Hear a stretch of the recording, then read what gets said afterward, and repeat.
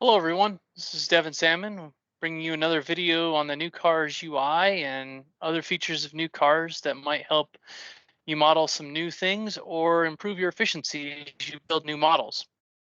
Today we're going to go ahead and cover the export feature, which is new as of the mid-year 2021 release.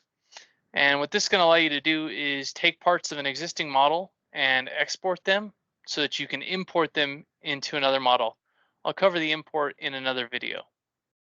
All right, so let's go ahead and open up the new cars UI.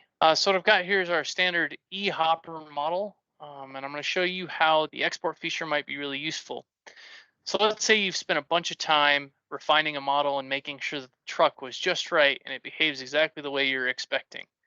Well, it would really be nice if you could take that same truck and move it to a different model. Let's say you want to take it out from under eHopper and put it under an auto rack. Well, rather than going through and moving all the pieces in the auto rack, you're just going to take those trucks out and you're going to leave that car body. You're going to put the new trucks right up underneath it. So I'm going to show you how to do that.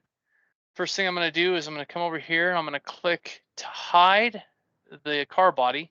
And that way it's out of the way when I want to copy the trucks and I won't snag any of the car body pieces. So I'm going to zoom in over here on this truck and I'm going to go ahead and grab everything in that window.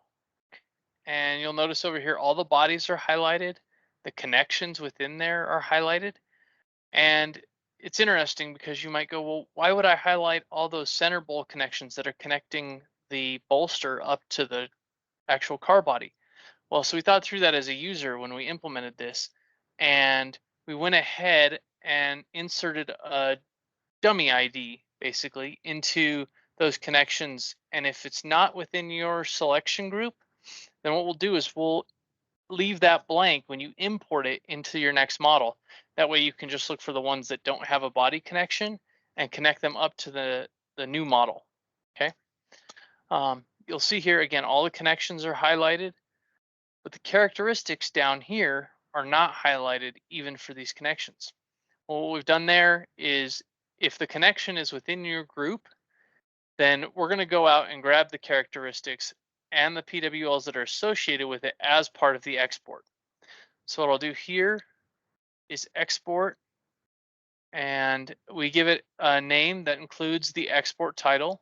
But for this sake, I'm just going to put in here an underscore truck. And I'm going to change the system title to just be truck eHopper. Okay.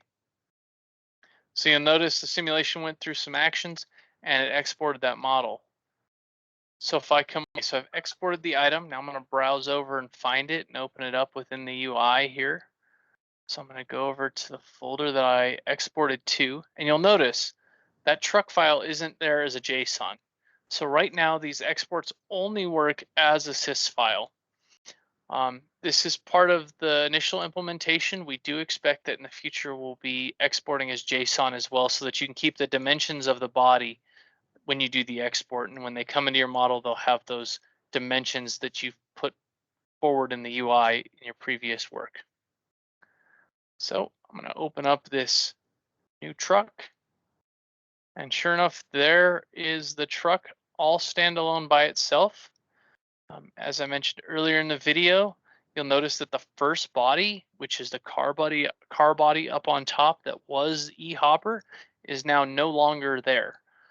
So that'll give you the opportunity to either insert a new body into this same model, or you can also, as you import it, which I'll cover in another video, you can connect it to that existing body within the model.